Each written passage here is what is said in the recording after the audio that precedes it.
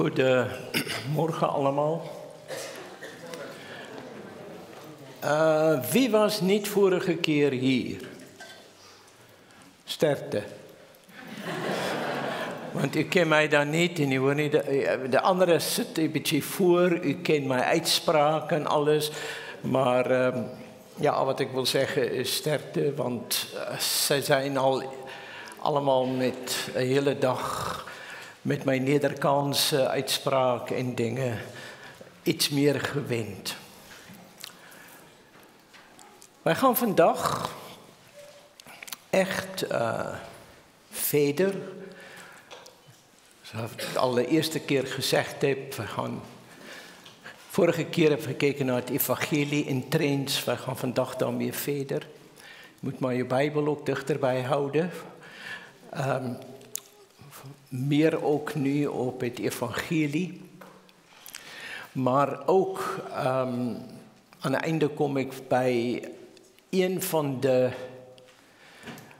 trends wat ik denk niet allemaal altijd goed in de gaten hebben en zien. Dit is iets wat wij echt ook als christenen naar moeten kijken. En dan in december kom ik terug. Vandaag komt, wat is het evangelie? Hoe kijken wij daar tegenaan? Maar dan ook, hoe kan je het ook zo eenvoudig mogelijk aan de kind uitleggen? Nee? Dat is dan die keer. Maar ik wil, voor ik verder ga, ik heb daar gekeken, zij zijn er niet. Het boek van John MacArthur, het evangelie van Jezus. Wie kent het? Nou, ongeletterde. Nee, als je dit boek nog ergens kan tegenkomen, dit is zijn vorige uitgave. Dus hij is eerst zo gekomen en dit is hoe hij nu is. Dit boek heeft John MacArthur geschreven toen hij als eerste boek bijna. En dit heeft zo een radicale gevolg gehad onder de kerk. En ik dacht je uit om het te lezen, want hij is heel sterk daarop. Dus niet ik neem alleen Jezus aan, maar hij is mijn Heer. Komen wij op terug. En dan daarachter, laatste boeken. In de rij zijn 4 boeken van Paul Washer, ook over het evangelie. Gaan dit ook maar lezen. Heel sterkte, als je dit ook gaat lezen, maar veel zegen voor jullie. Goed.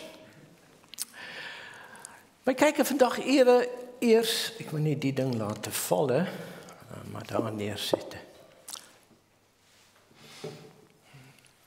Dit is gehalloweend hier, ik wil net een beetje meer ruimte maken. Hoe de Heer Jezus en zijn discipelen het evangelie gebracht hebben. Ik denk, daar moeten wij beginnen. En ook kijk, wat heeft hij verkondigd? En niet met onze brul van theologie. Hoe moet ik daar naar kijken? En waar ben jij vandaag? Ga jij weer ongelukkig de John Deere horen? Dus wij kijken. Hoe heeft Jezus het gedaan? Nou, jullie gaan eerst beginnen. En dan met jouw buurman praten voor 2 minuten. Even snel. Het is hoe Jezus het gedaan heeft. Heeft hij het gedaan? 2 minuten. Wij gaan jou niet een vinkje geven of een kruisje. Dus wij dachten dat Jezus de waarheid echt voorop stelde. Dus in de boodschap die hij bracht, hield hij denk ik wel in enige mate rekening met de gevoelens van mensen. Alleen de waarheid had echt wel prioriteit. Goed. Short and sweet. Nog iemand? Ja, daar is hij. Ik denk hij is niet aan. Daar is hij. Oeh, nou, hallo. Ja. Het koninkrijk van God is nabijgekomen. Bekeert u en gelooft het evangelie. Hij heeft het al reeds gelezen. Goed. Ik wil hier een aantekening maken. Men zien Jezus op 'n manier wanneer hy publieklik praatte, duidelik wat jy nou aangehaal het. Op 'n manier het evangelie duidelik zeg maar 'n reaksie oproep. Is naby gekom, die koninkryk van God. Hopelik het mense gevra, maar wat is dit? Maar dan kom hy direk en bekeer jou. Oei. En ek weet, hier sit mense miskien vandag uit kerke, maar jy kan jou nie bekeer, die Here moet dit gee, nee? Dit is, wij gaan daarop in. Maar het koninkryk van God, maar dan sien jy hem ook by die Samaritaanse vrou, nee? Totaal anders. Dan heeft hy interaksie. Dus wij gaan vandaag kijken naar ook principes van het evangelie, hoe dit gebracht is. En wij gaan ook kijken, en dan ook wanneer ik bij de kinderwerk kom, gaan wij het zo in een notendop samenvatten en zeggen, dit zijn de belangrijke dingen wat aan kinderen ook doorgegeven moet worden. Ik wil vragen, Mattheüs 4 vers 17 heeft hij voor ons schitterend aangehaald. Lucas 5 vers 31 vers 32. Wie wil dit voor ons lezen? En dan ook Lucas 13 vers 3. Iemand uit die blok, Lucas 5. Net jou hand, dan weet ik daar is iemand wat het neemt. Maar Jezus antwoordde en zei tegen hen, die gezond zijn, hebben geen dokter nodig, maar die ziek zijn. Ik ben niet gekomen om rechtvaardigen tot bekering te roepen, maar zondaars. Ja. Ik ga straks iets daarover zeggen in Lucas 13 vers 3. Ja. Daar is een situatie waar, kan ik zeggen, op een andere schaal misschien maar een 9/11 plaatsvond. Een toren is in elkaar gestort. En de vraag kwam of, waren die mensen nou meer zondig dan wij? En dan krijg je die antwoord, hij zegt, bekeer jij jou, zorg dat jouw leven gereed is. Oké. En nou wil ik dat jullie, omdat wij ook nog de trends in ons achterhoofd houden, kijk naar de Bijbel. Hoe het evangelie verkondigd wordt en wat horen wij vandaag? Stemt het overeen? Nou, ik heb het vorige keer genoemd, een van de grootste invloeden die de eerste wereld kapot maken, dat zijn de invloeden van de sociale wetenschappen. Nee, dat heb ik gezegd. Wij proberen, en Jezus komt net en hij brengt het evangelie duidelijk. Bekering, ja, wat vraagt hij wanneer hij dit zegt? En het is interessant, het is een opdracht.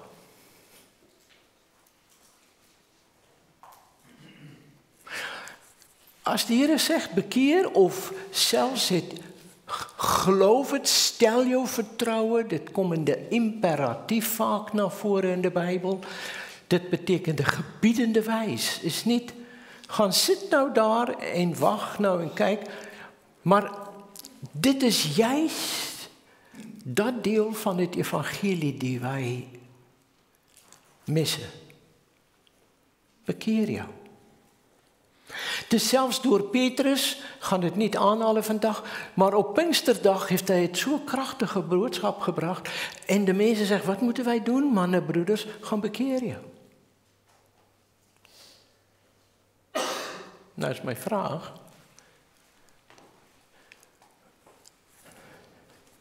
Wat moet ik hiermee? Kan ik dit doen? Moet ik het doen? Kom ik zo op terug. En nu komen wij bij de Deuteronomium 29:29. Kan ik iemand vragen om dit goed te lezen?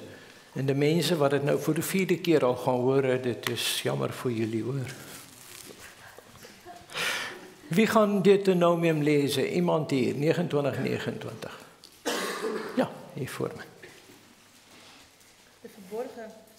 Oh, dat is hij.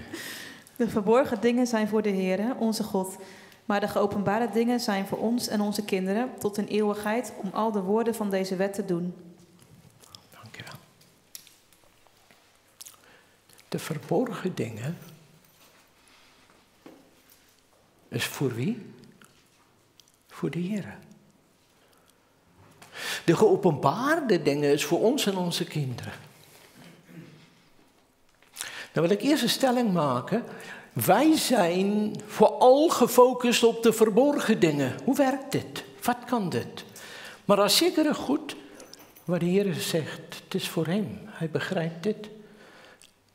En nou ga ik heel beledigend zijn. Wij zijn te dom.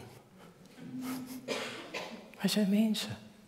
En om dit te verduidelijken is, kijk goed wat staan daar. Maar hoe dan, bijvoorbeeld nou met bekering? Weet, daar zijn ook tekstversen die je doorkrijgt, maar bekering is, En de Heer heeft een bekering geschonken. Hier komt de Heer Jezus en hij zegt, bekeer jou. En je kan de hele kerkelijke wereld een tweelijnen God zien. De Heer doet het.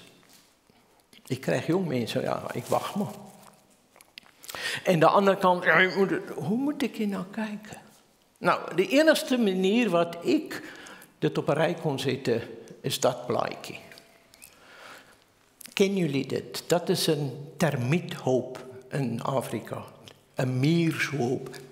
Binnen krioelt het van mieren en termieten en alles. En als je daar komt en je wil... Ja, dat is vaak niet eens makkelijk af te breken. Nou, verdraag mij maar. Nou, sta ik daar. En hier is die hoop. En ik zie, daar komt iets aan.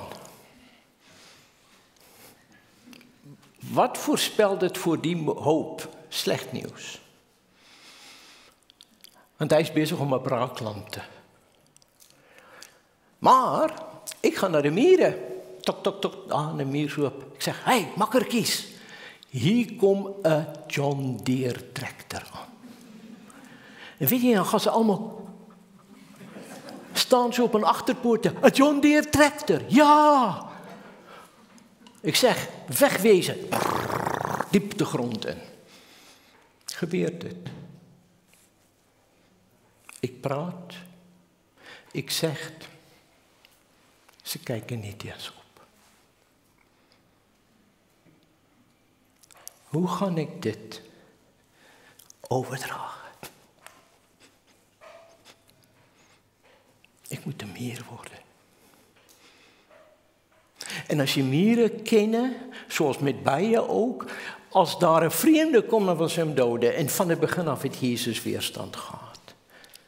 Want hij was God en mens, hij is daar. Nou kijk je naar die mieren. Jij moet mier worden. Wat wil ik met het beeld, wat wil ik hier overdragen?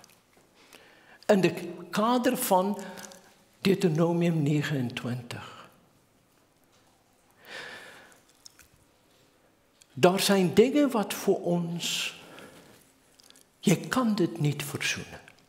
Vertel mij nou, hoe werkt de drie-eenheid? Toe, kom, ik zal het graag wel weten. Wie gelooft dat God de drie-enige God is, wat ik zie?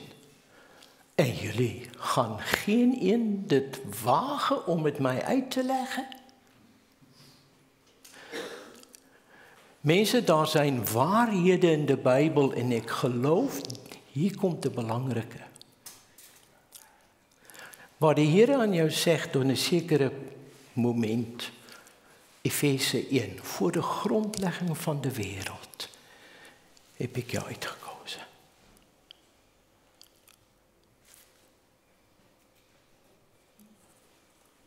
Leg dit nou voor mij uit. En dan komt dezelfde Heer Jezus in mijn leven en hij zegt, bekeer jou. Maar ik sta uitverkoren. Snap jullie? Nee.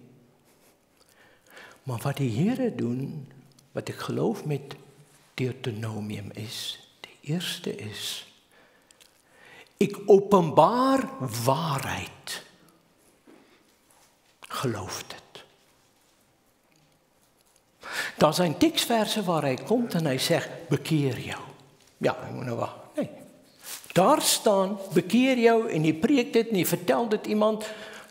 En aan de andere kant kan je ook naar mensen gaan en je zegt, als zij tot geloof komen, weet jij, die Heer heeft jou al lang uitgekozen. Hoe werkt het? Je bent te dom om het te begrijpen. En voor God is het logisch. Dus alsof jij aan een baby de Pythagoras-stelling wil uitleggen. Dus waar? Snap er niks van. Dus wat wil ik hierbij zeggen? Wij gaan over gedeeltes praten over de Bijbel. Waar wij niet moeten gaan denken, maar hoe moet ik het nou brengen? Want jou begrijpt de mens. En wat ik vooral wil tegenhouden is, ben jij nou, of jij, ik verwijs niet naar een van jullie, maar in het algemeen, maar ben jij in staat om te geloven? Nee, ik breng het evangelie duidelijk en ik breng een appel en zeg, wat doe je daarmee? De een gaat zeggen, ik wijs het af en de ander begint de zaad te komen. De uitnodiging om iets met het evangelie te doen is deel van het evangelie. En ik denk, hier is de Heer Jezus een heel goede voorbeeld. Het koninkrijk van God is nabij jullie gekomen. Bekeer jou en geloof dit. Wat moet ik geloven? Begrijpen jullie? Omdat wij de uitnodiging om hiermee iets te doen niet brengen aan mensen. Oh, ik hoor ja God uit van mij en papa. Wat doe jij dan mee? Wat doet jij hiermee? Want jouw eeuwigheid hangt daarvan af. Nou, dit kan verschillend zijn. Je hoeft niet de eerste keer als iemand komt, ik wil je bekeren. Nee, maar het evangelie vraagt een reactie. Nadat Petrus gepreekt hadden, wat moeten wij doen? Nee, wacht maar tot de Heer in jouw leven, bekeer jou. En weet je, daar zijn mogelijk mensen in die 3000 geweest, wat zich bekeerd hebben en dus was niet echt en alles. Het is niet jouw probleem. Mij en jouw probleem is om het evangelie duidelijk te verkondigen, mensen uit te nodigen, niet naar jou te komen, maar naar Christus te komen. En om de resultaten aan God over te laten.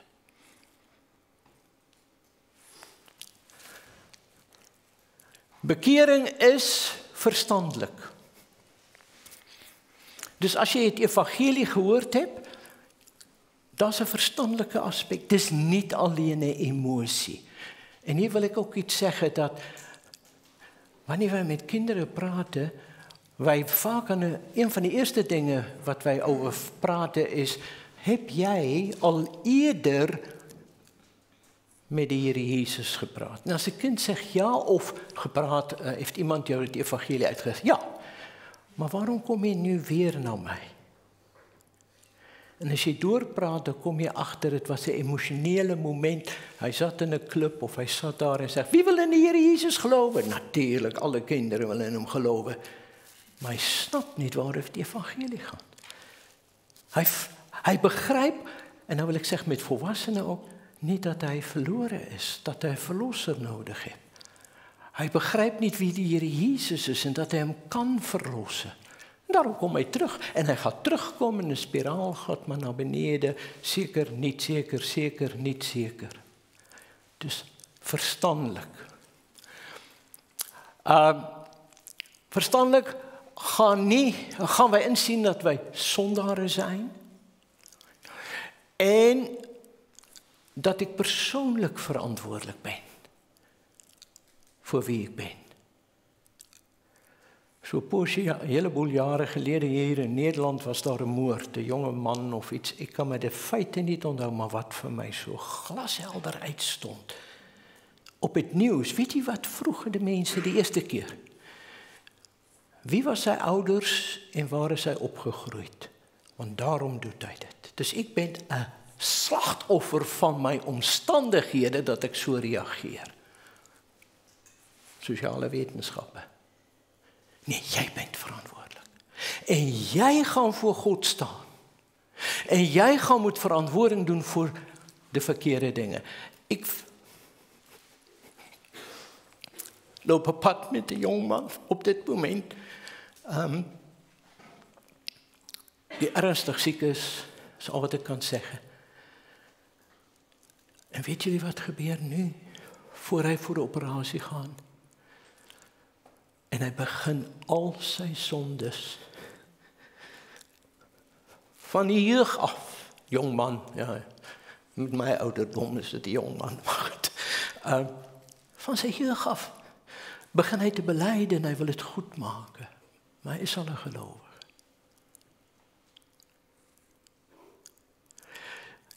Kennis is so, maar jy moet wete van die begin af, ek ben skuldig voor die Here. En die heerlijke van ons boodskap is, wij aanbidden niet de God wat voor jou gaat zeggen, ik zal maar eerst over nadenken of ik jou wil vergeven. Nee. Hij wil vergeven. Wauw. Is toch geweldig? Dus kom naar hem. Bely jou sonde. De bevrijdendste ding wat je in je leven kan ervaren is, als jij, kan ik nou maar zeggen, geestelijk weet, de wetenschap, mijn zonden zijn vergeven. Lees maar je Davids belydenis in Psalm 32. Hij heeft zijn zonde bedekt en alles en hij is ziek geworden daarvan, totdat hij het aan de Here bekendgemaakt heeft. Wij brengen een zondeloze evangelie. Het is geen evangelie. Dus emotioneel ook. Het zeggen je moet in tranen huilen of het. Maar als jij weet wie jij bent en jouw zonden staan voor jou, mensen dan, dat raakt jou. Sommige mensen komen erachter, later, bekering gaat dikwijls gepaard met berouw. Nou zien wij hier, welke berouw, dit is nou Zacchaeus. Je hebt niet gezien, hij huil of iets. Maar wat heeft hij gedaan? Toen hij tot geloof kwam. Toen zei hij, ik ga restitutie maken met allemaal die ik benader. Dit betekent, hij heeft inzicht. Ik ga mensen viervoudig terugbetalen. Zijn ogen gingen open wie hij is. Dan kreeg ik de andere kant, Judas heeft ook berouw. Maar het was niet oprecht, het was te laat, het is alles. Hoe en wat is het verschil? Laat het aan God over. Wij zijn te dom om het uit te werken. Wij zijn miertjies. Kan je nou denken dat de mier, als je hem uitlegt, de grote groene gedrondeer trekker. Oh, die met die weer, oh, vreselijk. Nee, jij bent een mier. Bij hem ging het niet. En dan hier ook de rijke jongeling, ook. Die Here confronteerde de man en hij staat in een van die evangelies ook. Hij had hem lief. En ik denk hij heeft hem nog steeds lief gehad toen hij wegliep. Niet van, oh, jij keer je rug op mij, nou. Nee, een gebrokenheid. Wat was de issue? Waar ging het om? Dit wat tussen jou en mij staan, verkoopt het. En volg mij. Het is bekering. Dit is een emotionele aspect. Dan wordt er verhaal verteld. Een van die rijkste evangeliepredikers in Amerika. En hij was bezig om te praten over, weet, als jij geld gee en ik weet, nou natuurlijk vooral naar hem toe. Hij zegt, dus hoe ik begon. Toen ik begon heb ik alles wat ik gehad heb gegeven. En kijk waar ben ik vandaag. En voor hem zat een vrouwtje. En ze zegt, I dare you do it again. Ik daag je uit, doe het weer. Begrijp je? Dit vraagt jou iets. En het betekent niet, voordat ik naar de Here kom, moet ik alles.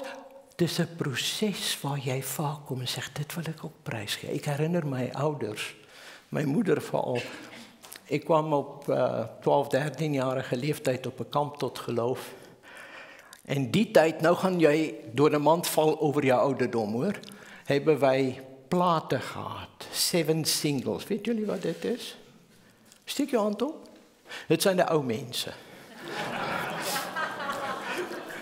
Jullie hebben nu appjes en cd's en al die dingen, maar het zijn zo'n plaat met zo'n dingen en dan hoor je muziek, hij draait. Weet jullie wat? Een beetje al gezien? Ja, jullie weten.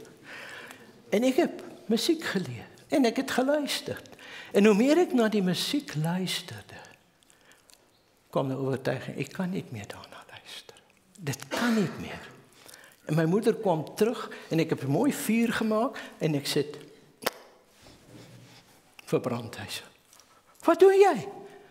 Mama, ik kan niet meer naar die goed luisteren. Het is niet direct, een paar maanden later. Maar er is iets bij jou, ik wil dit niet meer doen. Ik wil alles wat tussen mij en de Here kan staan, wegdoen. En het vat iets van jou. Daarom de wil. Bekering vraag, verstandelijk, inzicht, emotioneel.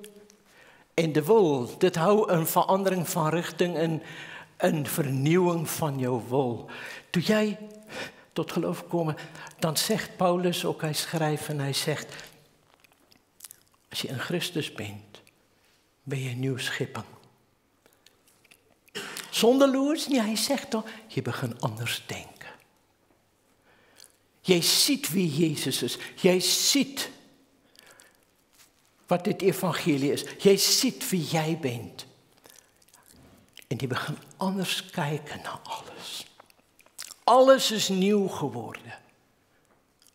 Dus het evangelie heeft de impact op jou. We gaan straks ook over geloof nog iets zeggen. Maar is dat daar een hele proces plaatsvindt.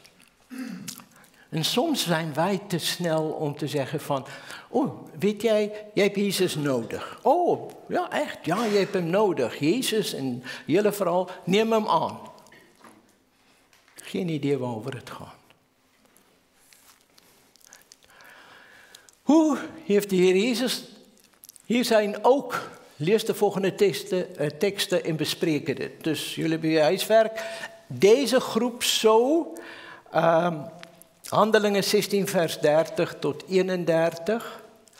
Jullie middelblok, Handelingen 19 vers 18. En Handelingen 20 vers 21. Nou kijken wij een beetje ook dan de discipelen.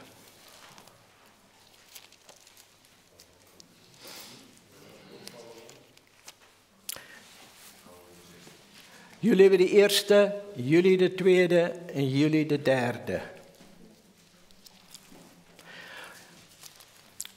Ik geef jullie 2 minuten om daar iets overzinnigs te zeggen. Ik moet leren om daar naar achter te gaan, dat ik die mensen ook kunnen betrekken. Wat vallen jullie op in de tekst wat ik jullie geef? Wil je hem net weer lezen, dat allemaal het kan horen? Kom wij luisteren, want jullie hebben nou niet allemaal dezelfde tekst. En hij bracht hen naar buiten en zei, Heere, wat moet ik doen om zalig te worden? En zij zeiden, geloof in de Heer Jezus Christus en u zult zalig worden, u en uw huisgenoten. En wat zeggen jullie daarover? Ja, het is eigenlijk heel makkelijk. Wat? Gewoon geloven. Ja, maar nu komt de vraag op. Nee, laat ik eens jullie groep vragen. Daar. Wat is jullie tekst? Kom, iemand hem lezen, ik geef hem hier.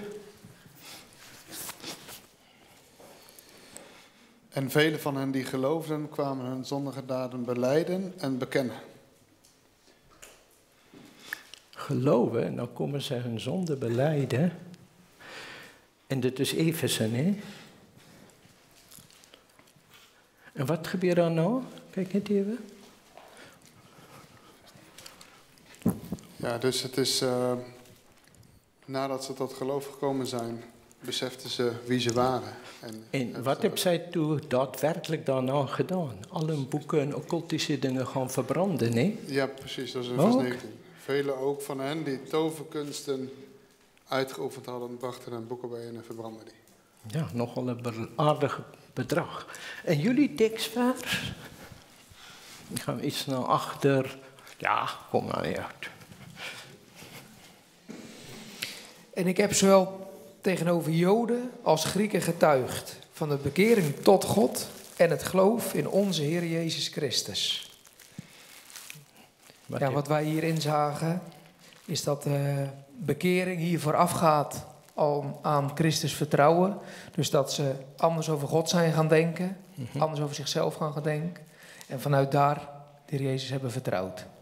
Oké. Of dit specifieke volgorde we voorstellen, maar beide aspecten komen naar voren. Dus in de Bijbel, in Handelingen, wordt vaak gesteld, wat jullie hebben, geloof in de Heer Jezus. Nou. En dit wordt vandaag ook. Sola werd fidei geloof, alleen geloof, ja. Maar dit houdt meer in als net zeggen, ik weet Jezus bestaan. Ik weet wat hij gedaan heeft. En dan zie je in de volgende tekstversen wat wij doen, daar is meer als net, ik geloof in Jezus. Daar komt een levensverandering. En als ik het zo kan uitdrukken, jullie gaan mij dit ook weer zien doen, met kinderwerk, kan ik weer over praten. Dus jij wandelt op een zekere manier in een zekere richting. Je ogen gaan open, jij ziet wie Jezus is, de waarheid raakt jou. En je keer jou op van de verkeerde levenswandel. Perfect? Nee. Maar je gaat een andere richting op. Kijkende naar Jezus, op wie jij vertrouwt. Die twee kan je niet scheiden. Goed. Geloof is je vertrouwen te stellen op. Dat is ook een verstandelijke element. Oh, jij gaat niet iemand vertrouwen als jij zo iemand niet kent. Ga jij maar naar een vreemde kind en zeg, kom, spring. Hallo, daar is mijn papa. Ik ken hem. Ik weet, hij is betrouwbaar. Dus duidelijk, dit is wat Berkhoff ook zegt, dat jouw vertrouwen is ook een verstandelijke element, een positieve erkenning van de waarheid. Jij kan niet tot geloof komen door een gevoel.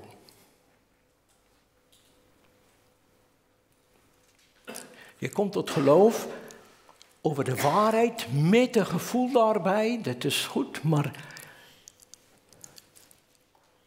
ik luister naar een gesprek wat iemand zei van een van die inbelprogramma's in Amerika. Weet, dan kan jij naar die mensen wat voor advies geven. Maar zij is een christen. En de man wat toen met haar gesproken heeft, vroeg haar, maar hoe weet jij is een christen? Oh, ik heb de telefoonnummer naar de Heer. Ik bel hem. Maar wat moet ik nou meer? Wat is dit? Nou, ik heb één dag dit en dit en dit. Toen komt nog zo'n warm gevoel over mij. En van die tijd af praat ik met hem. Zou jij dit accepteren? Nee. Maar wie is hij? Wat heeft hij gedaan? Waarom? Het is niet de feeling. Begin hier. Oeps. Emotionele element. Is het diepe overtuiging. Moet jij altijd huilen en dit? Mensen, ik wil zeggen, jij gaat nog veel huilen over dingen in jouw leven. Op de pad zelfs daarna, wat je achterkomt. Ik wil iets zijn, maar kan niet. Maar dit raakt je emotie. Dit is echt waarheid van ik weet wie God is en wie ik ben. Diepe overtuiging en erkenning van de waarheid van wie God is en wie jij bent. en 'n wilselement.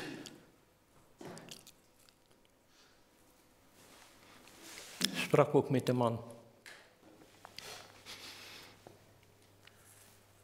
Heel jong tot geloof gekomen. En daarna moes hy keuses maak. Het gaan feeste en alles. En die Here het hom gezegd, nee. Maar hij heeft het niet gevolgd. Hij ging maar weer mee. Nou, ik geloof het werk wat God begint. Hij zal het weer volledig. Hij zal die makker weer binnenhalen. Maar hoe jij bij je uitpunt komt, gaat je zoveel verdriet geven. Jij komt bij de Here en neem de besluiten wat hij voor jou duidelijk zegt. Niet dit doen, niet dat. Of je gaat maar weer teruggebracht worden. En Veritas heb ik een uitdrukking. Wij hebben een kat gehad. Zijn naam was Willy, hij is overleden.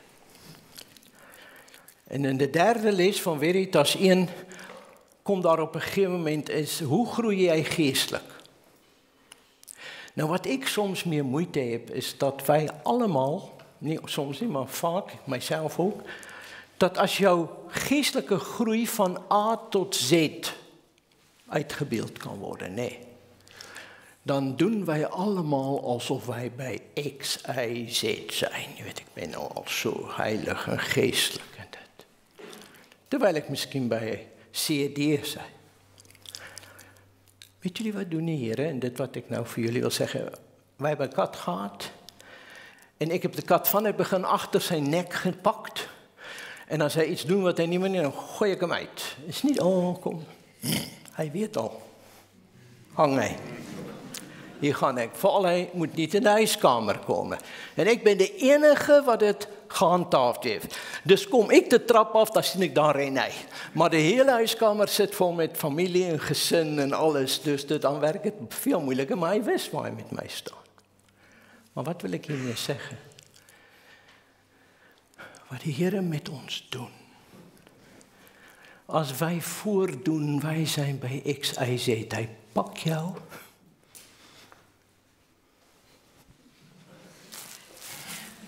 Hier ben jij.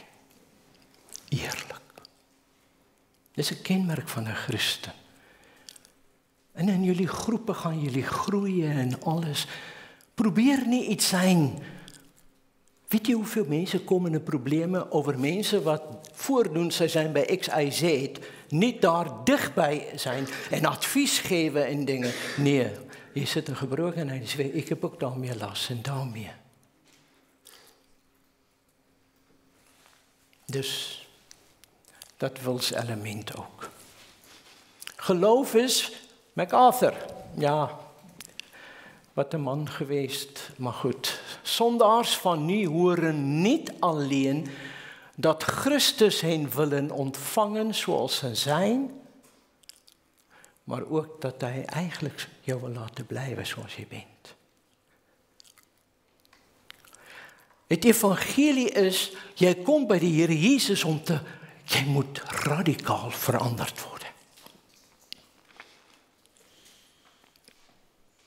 En ik weet, maar het is dat initieer de eerste bekering. Dat is een radicaal, ik ga nu die kant op. En dan sterkte, seconde bij seconde bekering. Voor de rest van je leven wat je achterkomt. Maar dit moet ik ook neerleggen en dat. De mensen wat Veritas gevolgd het Colossense 3. Nee, leg ook nog dit af. Leg ook nog dat af.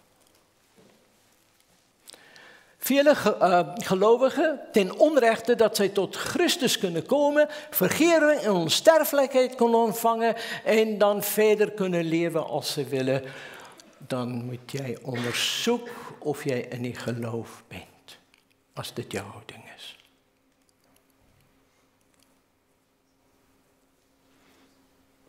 We hebben zelfs mensen hier gehad, verleden, wat zelfs in de groepjes pornografie met elkaar delen.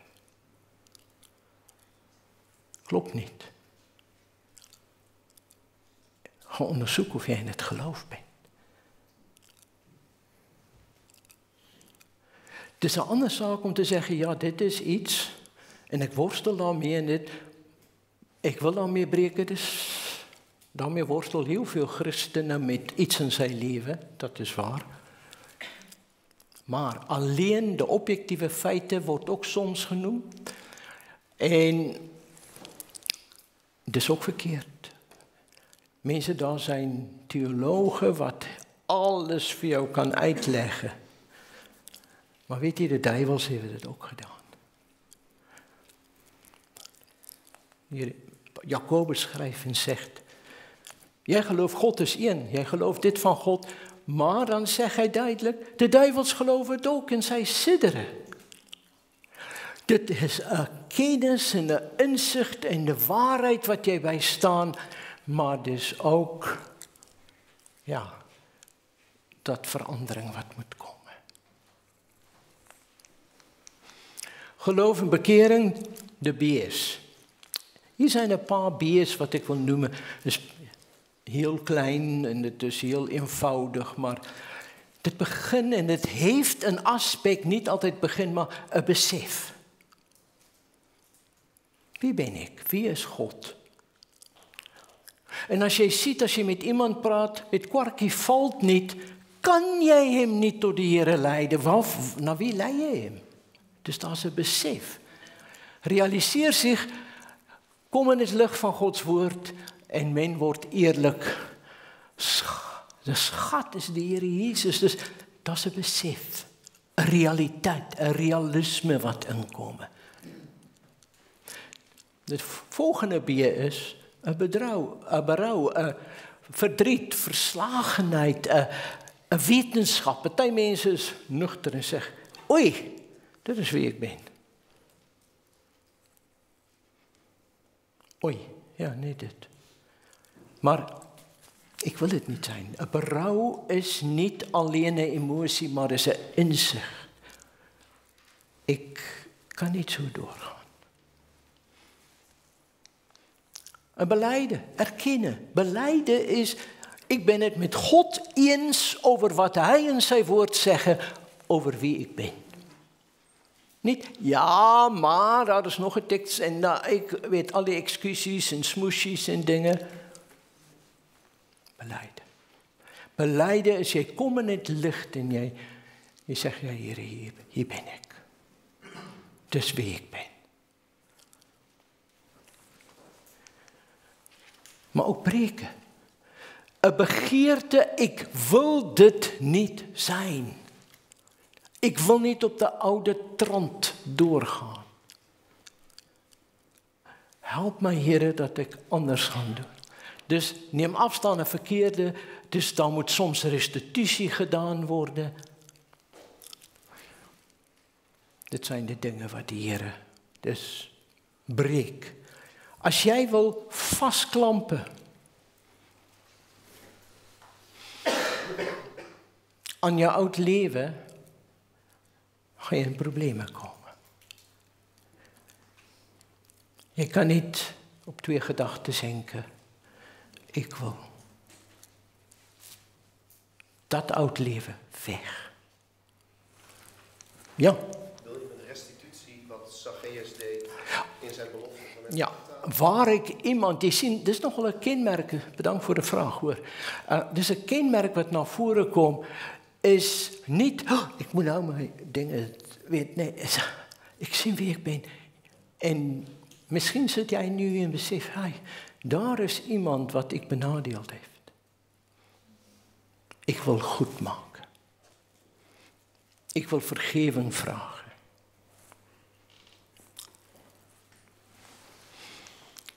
Buigen voor zijn heerschappij, en nou komt de volgende een ook bij, maar buigen is, ik krijg een nieuw meester.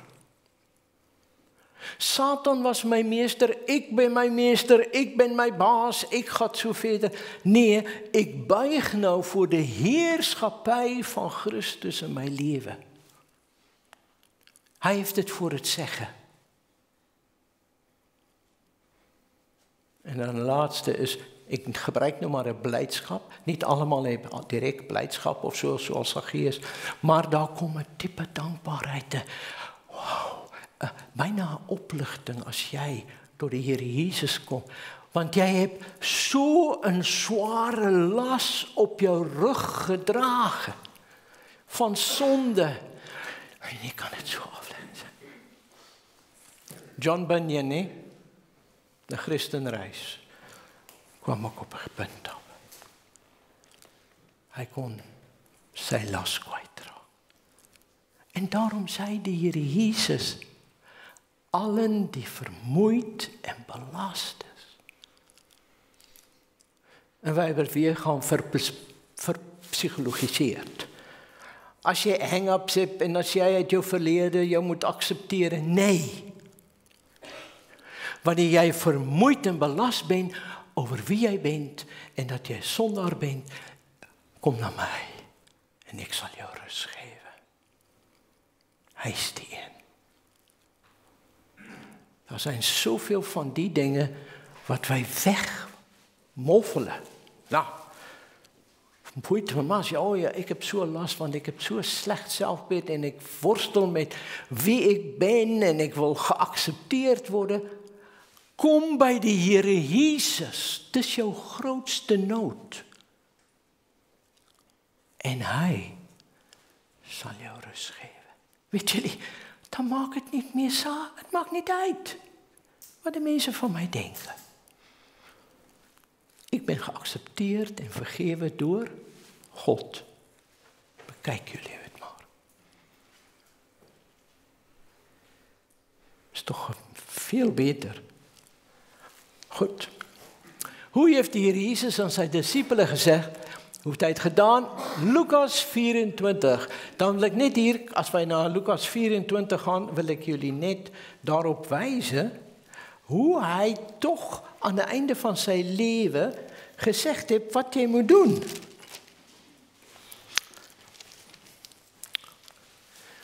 (46) En hij zei tegen hen, zo staat het er geschreven, en zo moest de Christus lijden en op de uit de dood opstaan op de derde dag. Dus daar zijn de feiten. Wij gaan straks weer net even naar 1 Korinthe kijken, maar nou kom hij daarbij. In zijn naam moet onder alle volk bekering en vergeving van zonde gepredikt worden. De beginnende in Jeruzalem. Bekeren. Onder alle volkeren. En vergeving. Weet jullie wat is de diepste nood van elke mens? Is niet, ik moet een beter zelfbeeld krijgen, ik moet financieel, ik moet mijzelf laten ontplooien. Zijn diepste nood is, hij moet van God horen. Ik heb jou vergeven.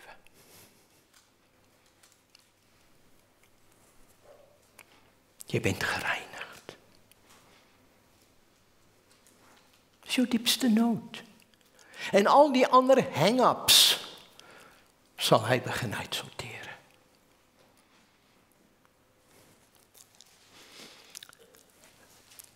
Ik wil jullie toch meenemen.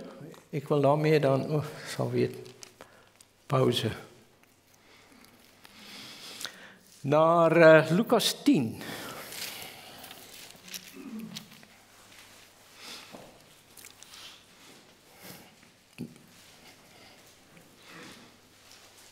Mensen wat Veritas 4 ooit volgen, exegese hiervan doen en is altijd een eye-opener voor de mensen. En zie, een wetgeleerde stond op om hem te verzoeken en zei, meester, wat moet ik doen om het eeuwig leven te beërven? Heer, wat moet ik doen? Ik wil bij u komen. Wat moet ik doen? Ik wil eeuwig leven. Duidelijk. En dan zegt de Heer Jezus, feiten. En hij zei tegen hem, wat staat er in de wet geschreven? Wat lees u daar? En hij antwoordde en zei, u zult de Heer uw God liefhebben met heel uw hart, met heel uw ziel, met heel uw kracht en met heel uw verstand en uw naaste zoals uzelf. Dus mensen, laat ik nou net eerst daar zeggen, wanneer jij tot geloof komt, wordt het werkelijk. God wordt alles. En jou naaste as jezelf. Jy keer jou weg, al onze manier en al die wetenskappe wat wij, dit kyk so na binne, maar nou komt die Here Jesus en hy zegt, oké, en jou naaste as jezelf. Heel interessant hier, jou naaste as jezelf, uit sommige van die wetenschappen eigenlijk allemaal zeggen, jy moet jouself lief hebben. Voordat jy eigenlijk God en jou naaste goed kan leven. Wat? Hij zegt eigenlijk hier, jy moet van groente houden, jy moet van, zeg maar, fruit houden, zoals jy reeds van snoep houdt. Jy moet jou naaste lief hebben, zoals wat jij eigenlijk jouzelf verafgoedt. Jij staat in het midden van jou. En wanneer God jou verandert en jou naaste jou verandert, God jou verandert, jij begint zien en je verandert, dan kijk je anders naar naaste en je kijkt in de hele tijd naar je. Ik moet het. Maar nou gaan hij verder. En nou komt de vraag wat vele mensen vragen. En dan zeggen ja, nou wie is mijn naaste? Nou, jullie kennen het verhaal. Ging een man, hij werd overvallen, de priester, de leviet, allemaal liep langs en hier komt de barmhartige Samaritaan. En dan in vers 36. Wie van deze drie denkt u dat de naaste geweest is van hem die in de handen van de rovers gevallen is? En dan zegt hij, en hij zei, degene die hem barmhartigheid bewezen heeft. En dan komt de interessante. Jezus zei tegen hem, ga hier en doet u evenzo. Nou, goede werken redt mij. Dat is wat er staat toch. Als je exegese doet, nou goed, kijk en zie je wat hier gebeurt. Dus hij vraagt aan het begin, hoe moet ik eeuwig leven krijgen? Hoe moet ik gered worden?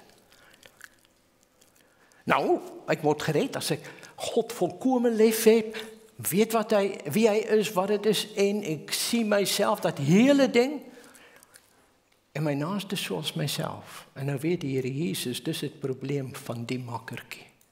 Want hij wil eens die naam van die barmhartige Samaritaan noemen. Nou, hier komt het. De barmhartige Samaritaan is niet voor ons gegeven primair dat ik moet barmhartig zijn. Dit is gegeven, en dan moeten jullie het goed laten bezinken, als bewijs dat als jij tot geloof komt, heb je hart voor jouw naaste. En dan zegt hij, gaan doen jij dit nou maar. Maar hij weet, hij zal het niet lukken.